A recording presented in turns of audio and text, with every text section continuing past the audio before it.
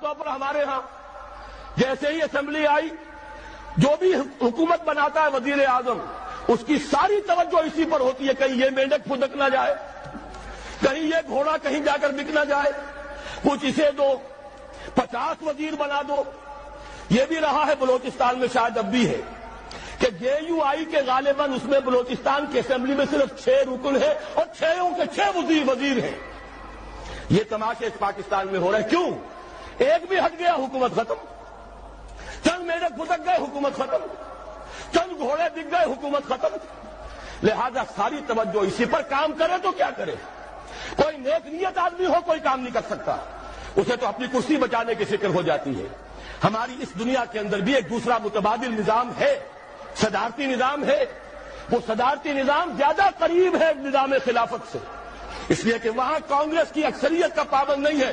جو بھی صدر ہے امریکہ کا، اس کی اپنی مرضی ہے، اس کے مطابق وہ جس کو بھی وزیر بنانا چاہتا ہے سیکرٹری کہلاتے ہیں وہاں، ضروری نہیں کہ وہ کانگریس کا رکن ہو۔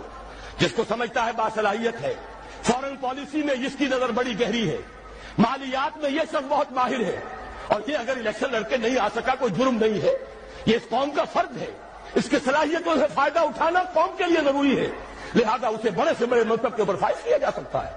آخر اسی دنیا میں وہ نظام بھی ہے۔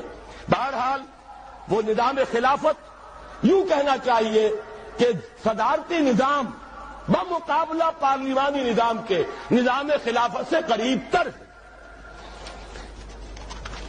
نمبر 4، یہ صوبائی عصبیت اور اس میں جو شدت پیدا ہو چکی ہے، اور دوسرا یہ کہ صوبوں کو جو ہم نے مقدس گائے سمجھ لیا ہے یا سامری کا بچڑا، یہ صوبے جو ہیں اور ان میں یہ عدم توازن پہلے بھی تھا۔ ایک صوبہ مشرقی بنگال، مشرقی پاکستان، مغربی پاکستان کی پوری آبادی سے زیادہ آبادی رکھنے والا، اب بھی ہے پنجاب، تینوں بقیہ صوبوں سے زیادہ آبادی رکھنے والا، اور صوبے برابر۔ نتیجہ یہ ہے کہ پنجاب کو کبھی تو گالی کھانی پڑتی ہے، بلکہ کبھی کیا اکثر بڑے بھائی ہونے کے ناطے